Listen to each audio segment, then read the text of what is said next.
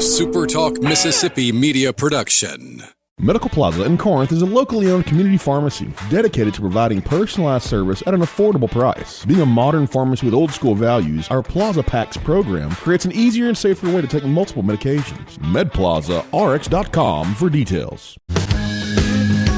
I'm Steve Azar, and I'm on the other side of the microphone, meaning I'm asking the questions this time, and oh, have mercy for the airwaves. I spent 20 years in Music City, wrote and made some hits, traveled the world, and then moved my family back to the birthplace of American music and where the magnolia trees prosper. And now every time I put my feet on Mississippi soil, when I'm off the road, well, I'm at peace. On this show, it's all about hearing the stories straight from the mouths of the friends I've made along the way, their journey to success. Heck, there might be someone on, I don't even know, but you know how us Mississippi types are. We tend to take well to new company. In a Mississippi Minute, all 60 of them. I'm Steve Azar. It's just like that muddy river, moving slow.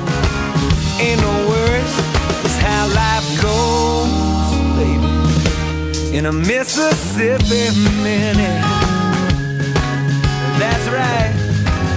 Hey, folks, time for another In a Mississippi Minute. Always grateful, full of gratitude that you guys tune in here on SuperTalk Mississippi into my 8th year. Hope your New Year's resolutions are still intact. Mine are all right, pretty good, but, you know, could be better. I'm working on it. I'm a work in progress, that's for sure. What's not a work in progress is over in Macon, Mississippi. They got it figured out. They produce the most wonderful catfish. My pals over there at superiorcatfish.com. Check them out. And visit Mississippi.org. We're going to be having that on steroids today. That's going to be on our plate with my pal on his 13th appearance, I think. That's what my notes say. Probably wrong, but you never know. He's definitely set the record, and it's been a while, and I've gotten a lot of requests for him, so I said it's time. One of Mississippi's newly ordained by me, that's what I say, premier storytellers when it comes to our rich history. He's pretty dang good. Mississippi Tourism Association Executive Board President. He's been the Mississippi Delta Tourism Board many years and served president for 3 times. Mississippi Blues Foundation board member, E.E. Bass Foundation Executive Board, Greenville Arts Council Executive Board, Bridging the Blues, former producer of the International Blues Challenge and Blues Awards. The list goes on and on and on, and we work together in many facets now. He's a true blessing for our Delta, a Greenwood native. Greenville stole him, thank goodness. Sorry, Greenwood. I love you guys, too. We love you. Wesley Smith. What's up, Wesley? How are you? I'm good, my friend. It's 28 degrees on the day we are recording. The only day Super Talk allows me to go live is on Delta Soul Day, and you've been there for that as well. I make the joke. Actually, I think they've let me go live before, but I do enjoy taping because I'm a little bit of a sideways radio guy, so it's good. Excited because I read this article the other day, and I know that you've been writing all these incredible articles. If people have listened to our past shows, they know that you go deep into connecting dots to our Mississippi Delta, Mississippi in general, and how the world has been changed by and influenced by our music. I mean, even the people that you have written about have left, but they've made this huge mark, but they're still from here. And as we say, there's something in the water in Mississippi. You have once again proved it beyond a doubt with all of your wonderful articles. So when I came across The Decade the Blues Mutated, a beginner's guide to 80s blues in 10 essential albums. And this is all key because it talks about the 80s. First of all, this was by Dominic Pedler in Louder. So it's classic rock edition. The 80s also saw the blues transform like never before, with Stevie Ray Vaughan drawing in hard rockers and purists like Robert Cray, taking it to the masses. The beauty in that is both of those acts were on Mississippi Delta soil, back in our day when we were kids doing the Delta Blues Festival at Freedom Village, right? That's right. Oh, exactly. Yes. So you think about growing up and seeing them live, and then me doing Stevie Ray's tribute when he passed away was with Albert King off to my left, just sitting there watching, and with Son Thomas. Ooh. It was like something I will never forget, and it was a game changer for me. So it says this is sort of important. While the blues had been the essential touchstone of 60s rock, inspiring the major players from the Rolling Stones and Cream to Jimi Hendrix and early Led Zeppelin. It had steadily fallen from grace during the following decade.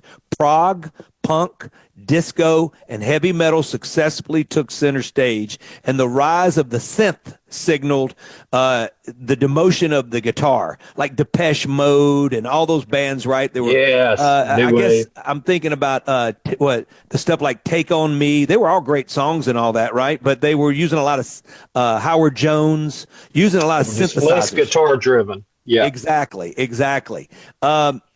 So it talks further before we go, and I want to let you dive in. Deep in the American heartland, there was a revolution brewing, which would produce a barrage of new six-string heroes. Leading the charge in 1983 was a 29-year-old Texan who rewrote the blues roots with the power of Jimi Hendrix, the soul of Albert King, and a sack full of further influences from Lonnie Mack to Kenny Burrell, and that was Stevie Ray Vaughan. Stevie Ray brought a lot of people kind of back to the blues. I can tell you, like, when he came out, that I was pretty young, but I was old enough that I was into music. And the first thing, I didn't know it, probably the first thing I ever heard from Stevie Ray was not from a Stevie Ray album. It was David Bowie's album, Let's Dance. Monster hit for Bowie, still one of my favorite Bowie songs.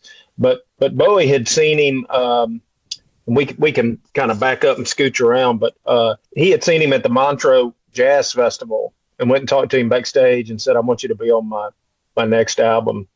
But he's prominent on that, on Let's Dance, and also on China Girl. You remember China Girl, another Sure. big Bowie hit? My China Girl. Some Bowie classics. But, he grew up in Texas. I actually, I kind of dug around one time. I can't really find anything on this, Steve, but his family, I think, lived in Mississippi for a while when he and his brother Jimmy were little. But I'm not sure where. I'd love to find that out. I wonder if it's in the Delta or the coast or just where they were.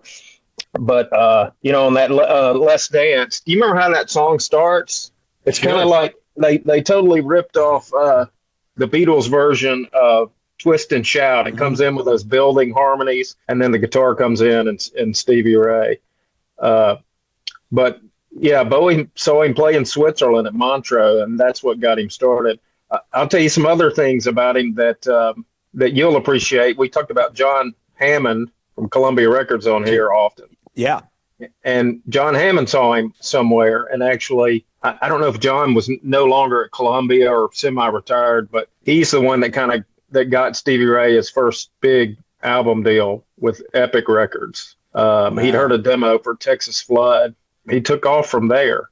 Just massive. He grew up around the Texas area, mostly Dallas area. Played with his brother Jimmy. Jimmy, of course, was probably most famous for being in the Thunderbirds, and we'll talk about them, I think, a little later in this. But just incredible. Of course, we lost him too young. Yeah. In that helicopter crash, and then that was he had been in Mississippi, wasn't it just a few weeks before? He had played at Delta Blues Fest? Well, I can tell. Well, no, but it may have been the year before as a headliner. Okay. He came twice, Wesley, because I remember when he passed, that's when the Blues Foundation, the team here, was it Malcolm? Everybody came over and said, hey, we want you to do the tribute. And, okay. And I remember playing Pride and Joy, and they wanted me to do my song Flatlands, which was constantly evolving, and finally found a home at some point years down the line. It was rewritten so many times, but every time I'd play Flatlands after that, we did it at Rising Tide for Hurricane Katrina.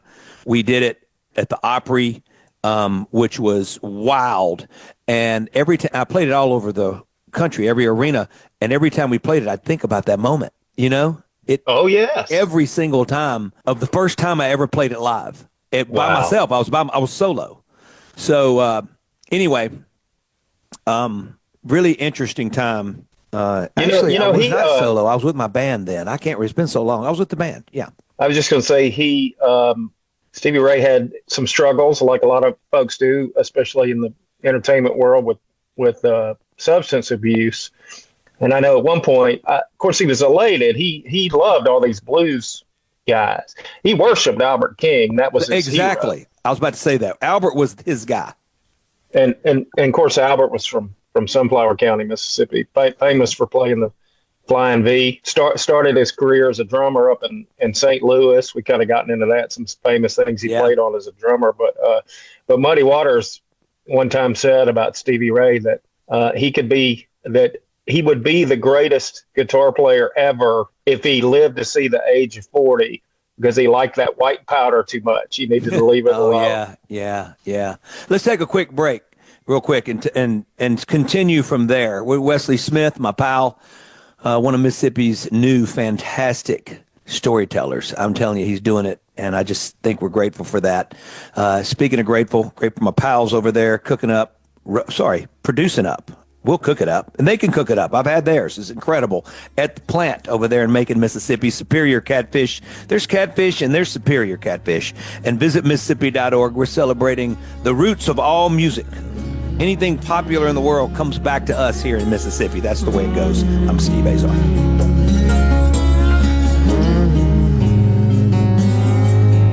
I'm finally home.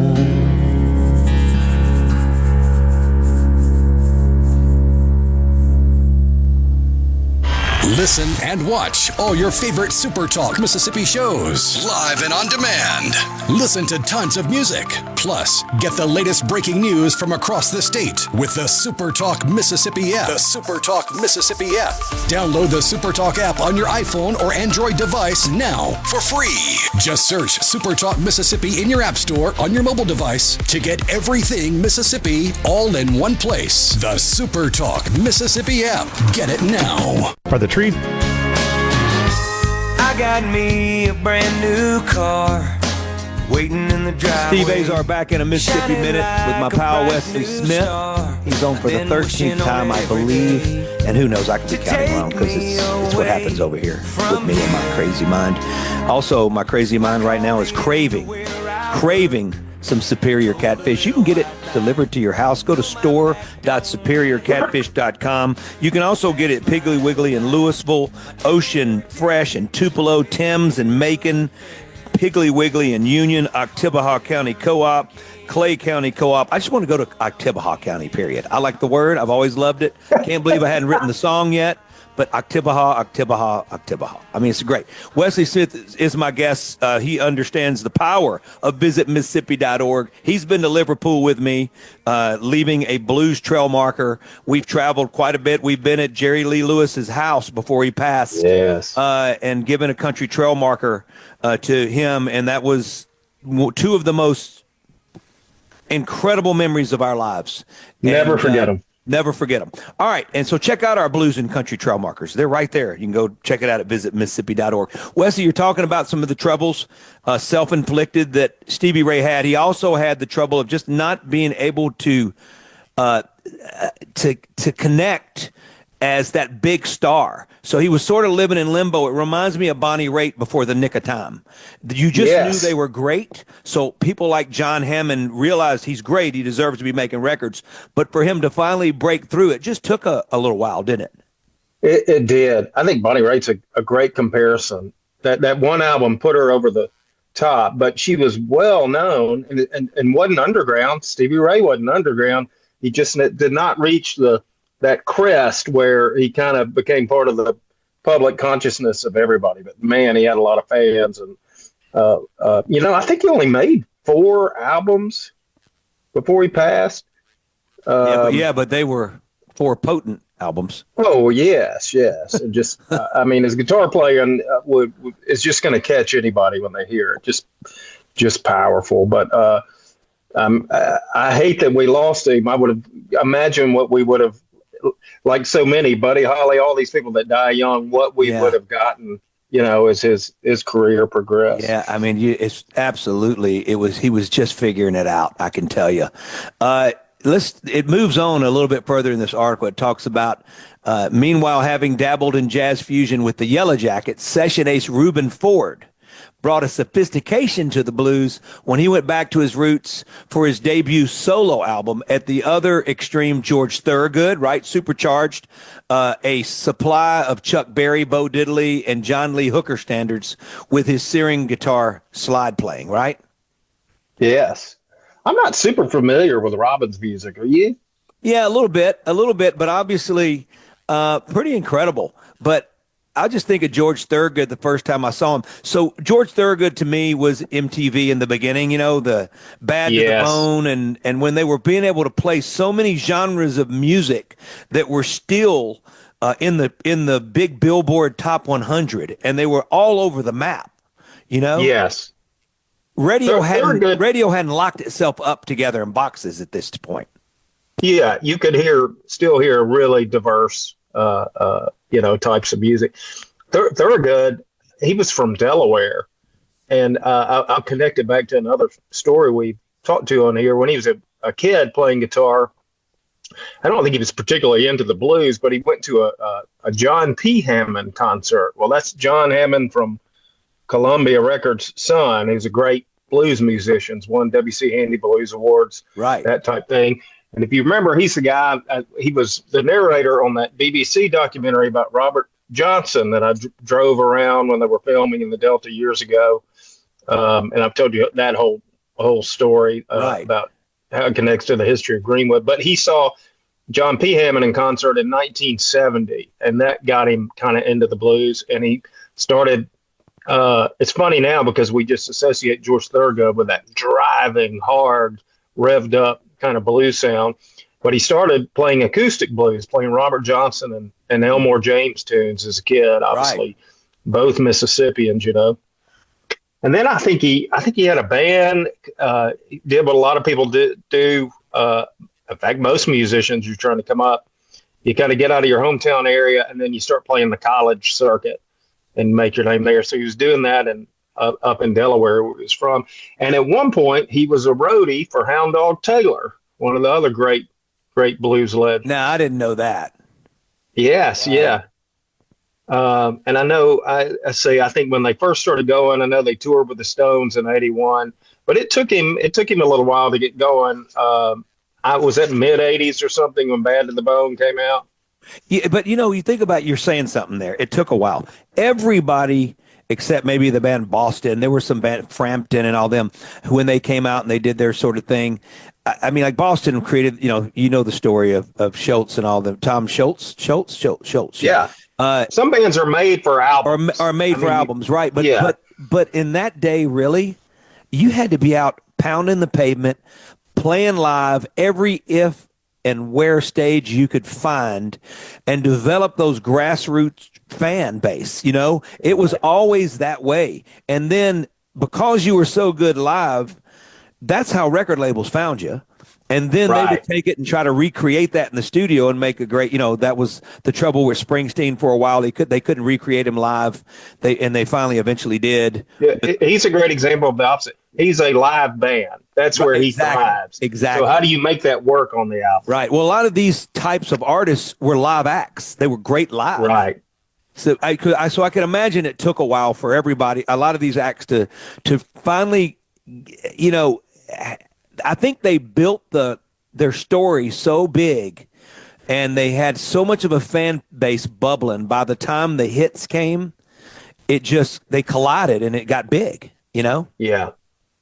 And they took off. The other thing I always think about, Thorogood is probably the most direct kind of throwback to just his rhythm playing, really, to John Lee Hooker.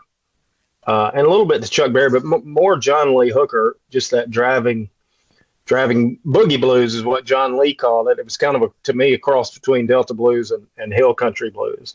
But It's just that driving, pumping, What talks about the new blues scene prompted John Lee Hooker to reinvent himself as the elder statesman of the blues, with Carlos Santana, Keith Richards, and Bonnie Raitt among the stars guesting his album The Healer, which we remember very, very well. I remember buying that album. Yeah. John Lee had a moment, the BB in our lifetimes was always kind of the man, kind of at the top of the blues mountain. Sure. John Lee had a run there in the late 80s where almost like, Bo Diddley, when he came back and was in all the Bono's commercials. And yeah. Well, John Lee had that same moment, And that's why you saw all these other artists wanting to record with him. And of course, John Lee's from the Clarksdale area. Yeah. He moved off to Detroit as a young man. That's kind of where he got his start playing. But he'd been playing, recording, I don't know, from the 40s at least. And you can go back. There are great John Lee Hooker recordings where he's got like orchestras behind him. Mm-hmm. He sort of had a different route than most of the guys. Yeah. And man, he was a cool cat. So cool. Just so dapper. Cool. Always had that hat. There's that great scene in the Blues Brothers where he's sitting, it's in Maxwell Street, which is not even really there anymore in Chicago, sitting in the chair playing. No, I love it. I love it. Quick break. Wesley Smith, my guest today, my pal. We do a lot together down here, and it's been a blessing. He's become a dear friend. I love him dearly. I also love my pals over there in Macon, Mississippi, because they're producing some catfish. They're taking it to the world. Go to superiorcatfish.com. I've been there twice, and I've experienced there's a lot of joy in that building. Everybody loves what they're doing, and that obviously translates to great product. And there you go. And visit Mississippi.org. Grateful for them all these years. Plan a road trip with your loved ones. Be proud of your Mississippi. I'm Steve Azar.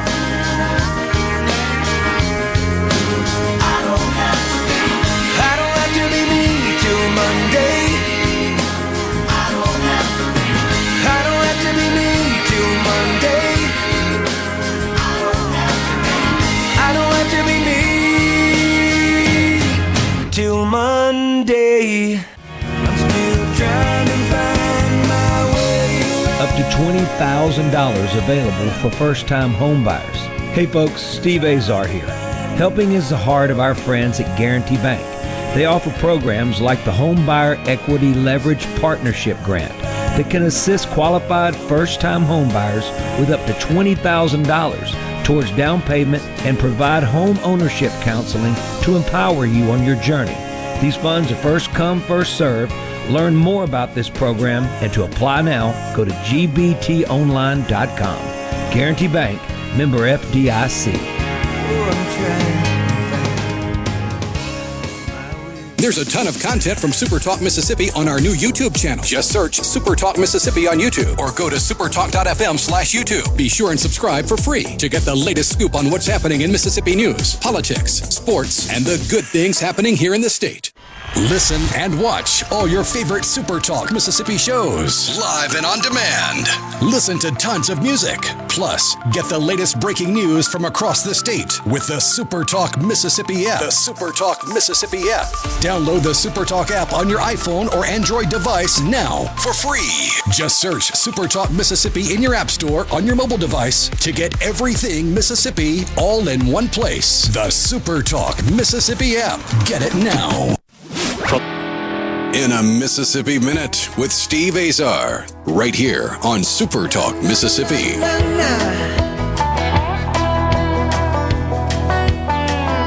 Segment 3 with Wesley Smith.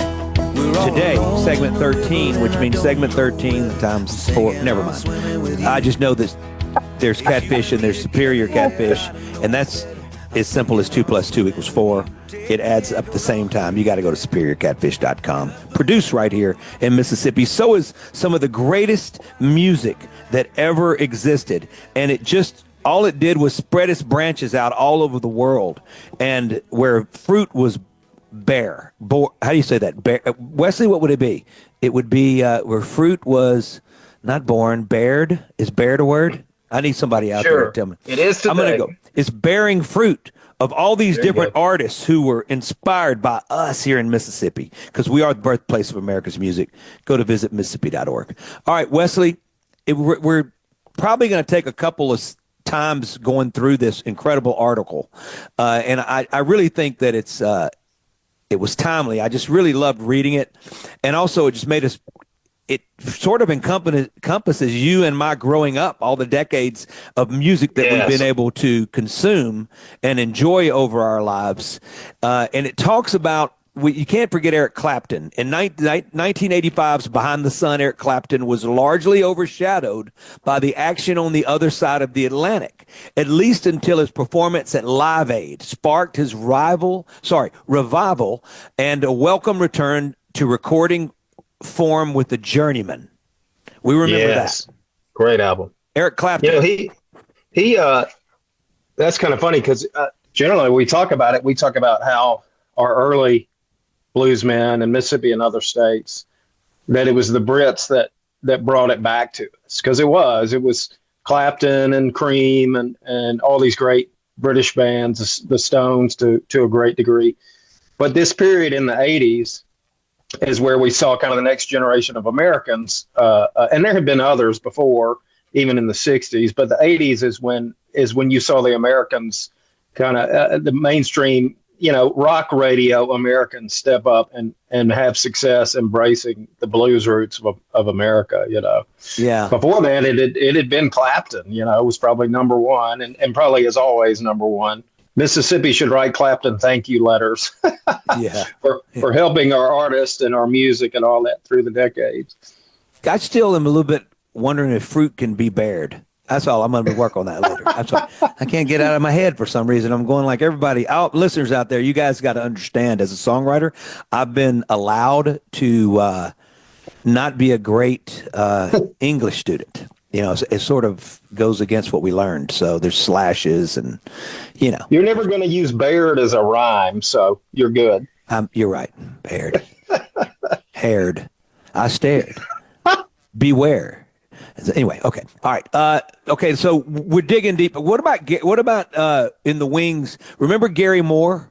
He was a sort of a metal guy. Yeah. But didn't he sort of took that metal cape off and then just sort of got a little bit more rootsy? Or am I? Yeah, I'm trying to think. Let me pull Gary up.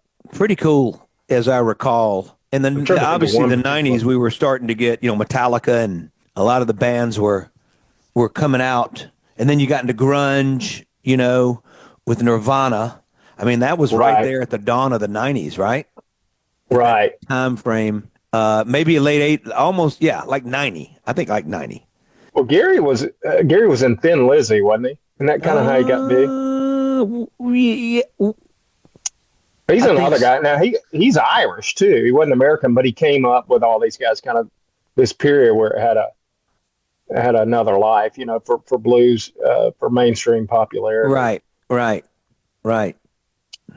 My buddy Damon Johnson, who I've had on, who's the second lead guitar player for Leonard Skinner now, we've talked about this, is he took Gary's place, he played Thin Lizzy for a while as well. Right. Played with Alice Cooper. He created the band Brother Kane. And we've had great catching ups lately, which has been good because it's been since we were kids.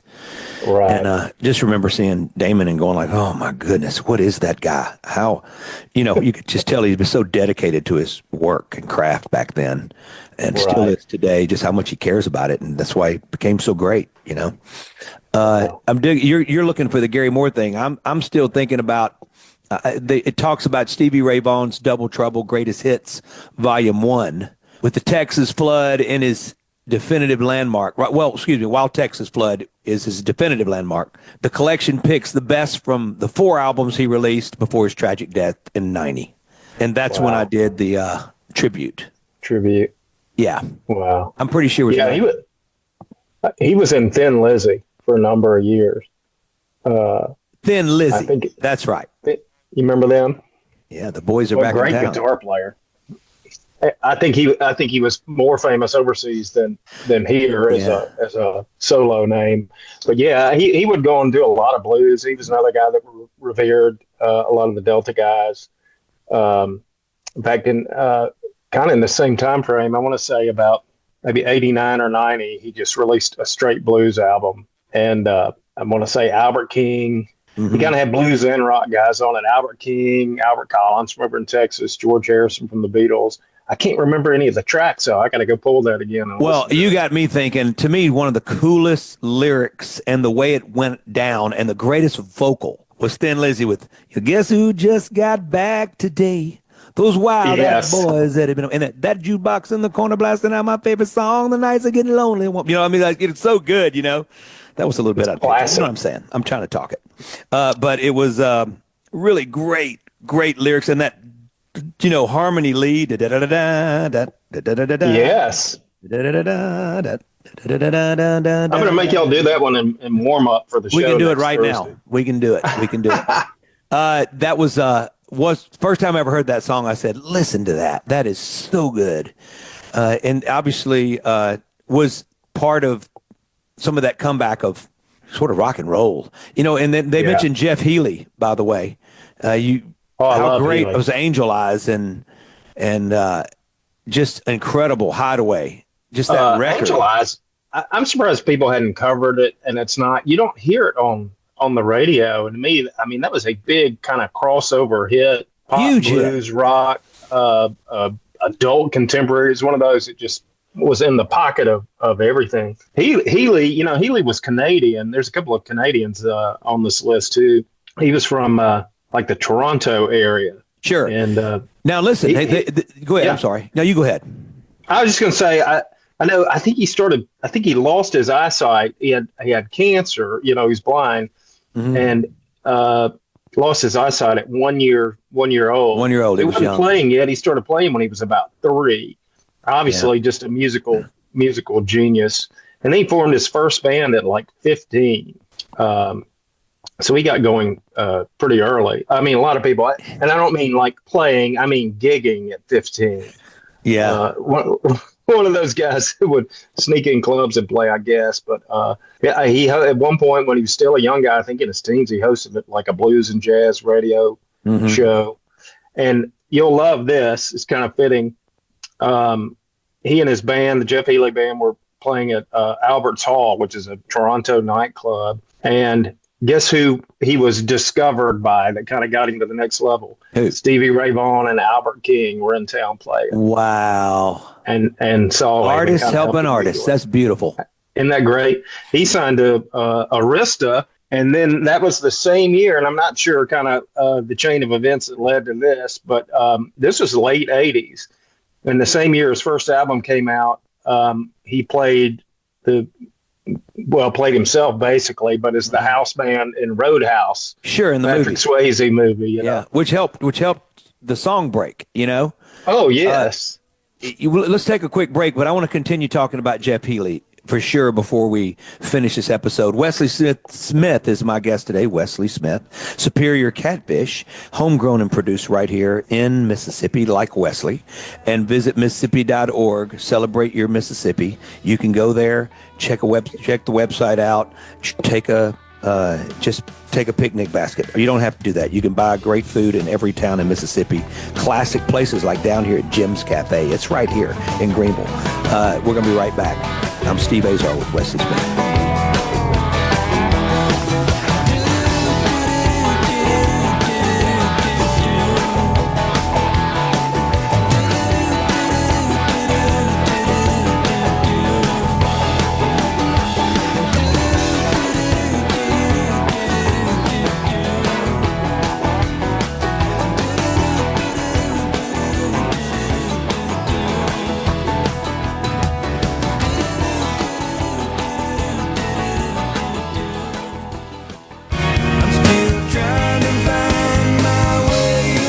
$20,000 available for first-time home buyers. Hey folks, Steve Azar here. Helping is the heart of our friends at Guarantee Bank. They offer programs like the Home Buyer Equity Leverage Partnership Grant that can assist qualified first-time home buyers with up to $20,000 towards down payment and provide home ownership counseling to empower you on your journey. These funds are first come, first served. Learn more about this program and to apply now, go to gbtonline.com. Guarantee Bank, member FDIC.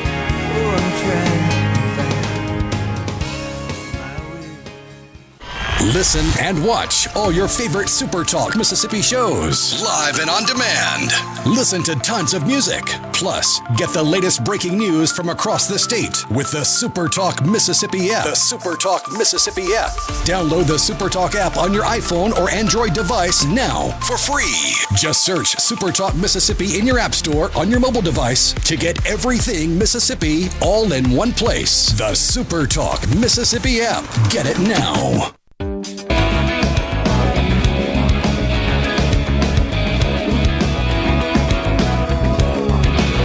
Driving this 75 Cadillac,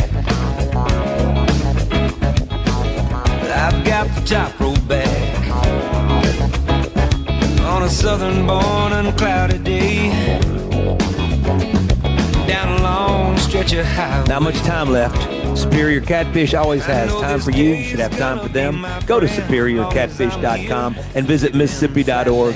Plan your road trip. Be proud of the coolest state in the union. That's our Mississippi. That's what I can tell you. Let me just say, Wesley Smith, that we have had a great time talking, and we got about 6.5, 7 minutes left.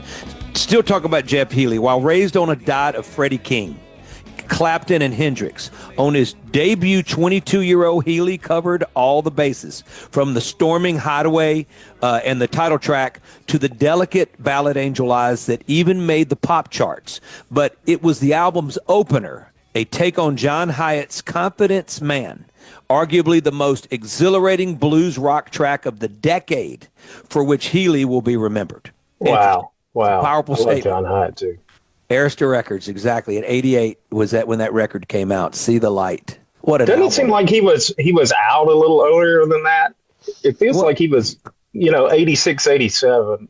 I was hearing about him, but see, when the records came out, I guess it was later. I don't know. He definitely made his mark. There's something about the folks in the world, Andre Bocelli, Ray Charles, Jeff Healey, Yes. Ronnie Millsap. The list goes on and on. When they don't have their eyesight, it's like they've got an extra sense of vocal, like perfection and soul. It's like they can do things with their voice, but they're never out of pitch. And Yes. It's almost like they gain that sense, right? They use their other senses to make up for Yes. that, and they become amplified. So it's never like a handicap. Right. And it does come through in their vocals, and it comes through in their playing too. It's unbelievable. When you see a clip of Jeff Healey and you see the way he plays, you just almost can't imagine that anyone could play that way.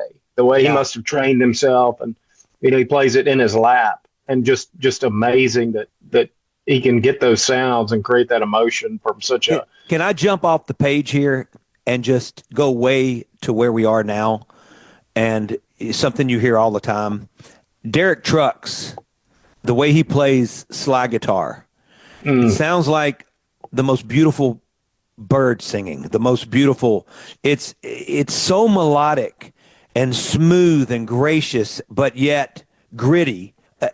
There's nobody that can do what he does. He makes it sing. Nobody's ever been able to make it move and take off all the edges where it's so round and beautiful.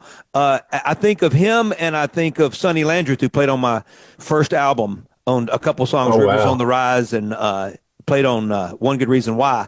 That was Sonny. And he played it, made it sounded like a squeeze box. He was running through his amp through a squeeze box, obviously being from Louisiana and all that. But I swear, those two guys have had the most unique sounds that I've ever heard come out of, a slide guitar playing. Well, it helps that Derek, I don't know how much he learned from him, but I'm sure he watched him and studied and probably sat with him and learned as well from Dwayne Allman, who was in his father's band. And of course, Dwayne revered Elmore James, the great Mississippi blues king of the slide guitar, and of course, Allman Brothers played a lot of Elmore James. One Way Out being one of their big hits, which is a hit for Elmore, and one of the best blues songs to me.